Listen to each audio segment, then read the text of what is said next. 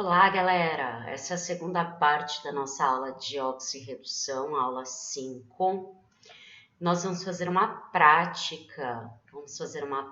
E vamos identificar as espécies químicas que estão participando da nossa reação de oxirredução. Então, a ideia dessa prática é que vocês consigam observar na prática e na reação, na equação, né, no papel, quais são as espécies que estão sofrendo oxidação, quais são as que estão sofrendo redução, identificar quem é o agente redutor, quem é o agente oxidante. Nossa prática, então, é uma reação química de oxirredução entre os metais zinco e cobre. O zinco, nós vamos estar utilizando ele na forma metálica, então o nosso metal zinco metálico, e o cobre vai estar na solução, na forma de sulfato de cobre, essa soluçãozinha azul.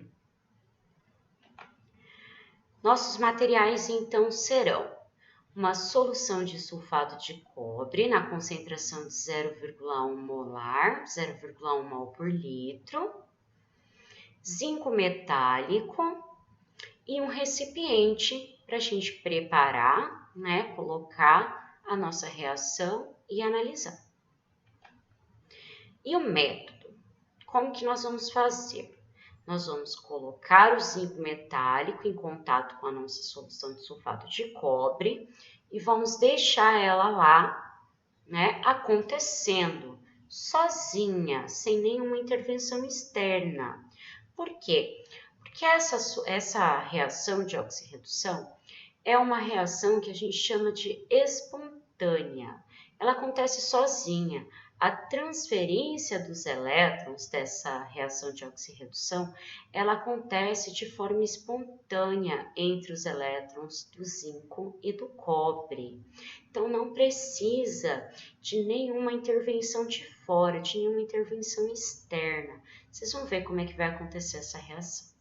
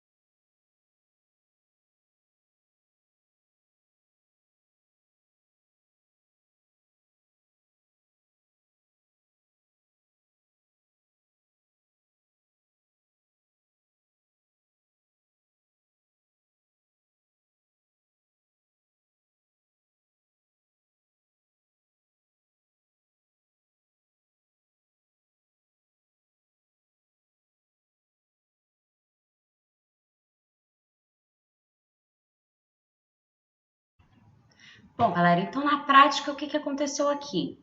Na prática, nós temos o cobre saindo da solução, onde ele está na forma de sulfato de cobre, né?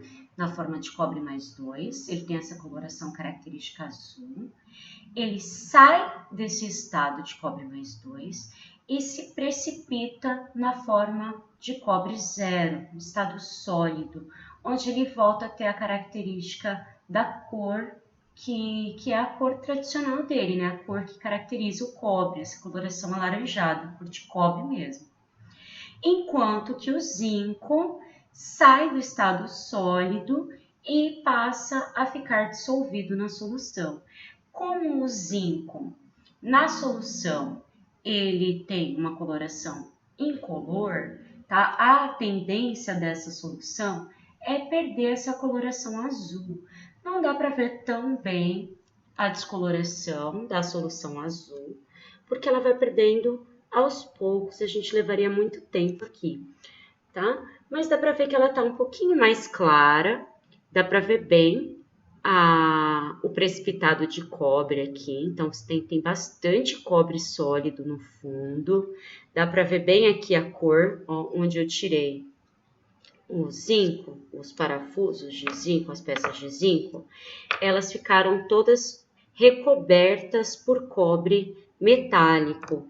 E aí, onde encostou, ficou tudo sujo, né? Então, dá para ver bem aqui a coloração bem característica do cobre. Como é que vai ficar, então, essa minha reação química no papel? Vamos lá para a equação global dessa reação química. Eu tenho aqui zinco sólido reagindo com sulfato de cobre, que está diluído na minha reação, está aqui aquoso, formando sulfato de zinco, diluído na solução, mais cobre metálico, sólido. A gente começa analisando o zinco.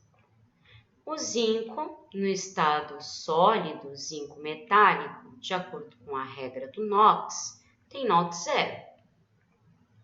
Vou analisar ele lá do outro lado da reação nos produtos. Quando eu olho na minha tabela de cátions e ânions, eu vejo que o íon sulfato possui NOx menos 2. Então, se eu isolo o NOx do zinco, coloco lá, sei que o NOx do zinco mais o NOx do sulfato, que é menos 2, tem que ser igual a zero.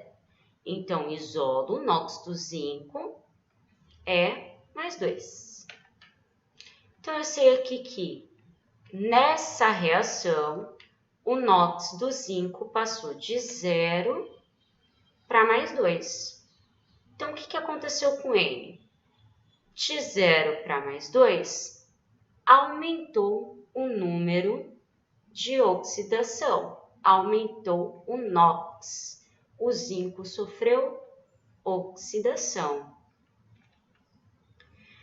Então, nós temos aqui a representação da semi-reação de oxidação, onde eu tenho zinco sólido, depois da reação, zinco mais 2, mais os 2 elétrons que ele perdeu nessa reação química. Analisando agora para o cobre, o que aconteceu com o cobre? No reagente, faço o cálculo aqui, sei que o sulfato tem NOx menos 2, isolo ali para saber o NOx do cobre, sei que o NOx do cobre no sulfato de cobre é mais 2. Depois, lá nos produtos, o cobre está na forma metálica, tá sólido.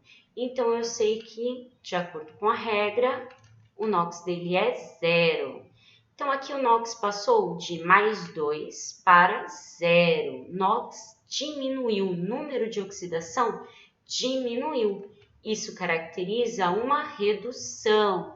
Então, eu sei que o elemento cobre reduziu, sofreu redução. Então, posso determinar aqui a semi-reação de redução. Cobre mais 2, recebendo 2 elétrons, que vieram do zinco, se tornando cobre 0.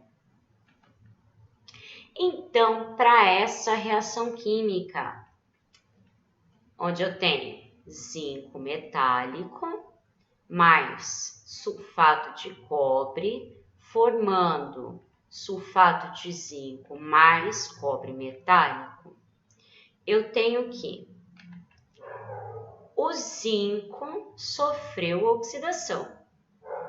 Logo, ele é o agente redutor. Por quê? Porque ele promoveu a redução. Ele fez com que o elemento cobre sofresse redução. O cobre sofreu redução. E o sulfato de cobre é o agente redutor dessa reação química, porque ele fez com que o elemento zinco sofresse a redução. Bom, galera, esse foi o conteúdo da aula 5, oxidação e redução e as reações de oxirredução. Agora vocês ficam com as atividades, vocês têm atividades para a sala na página 2 e as atividades propostas da página 2 até a página 4.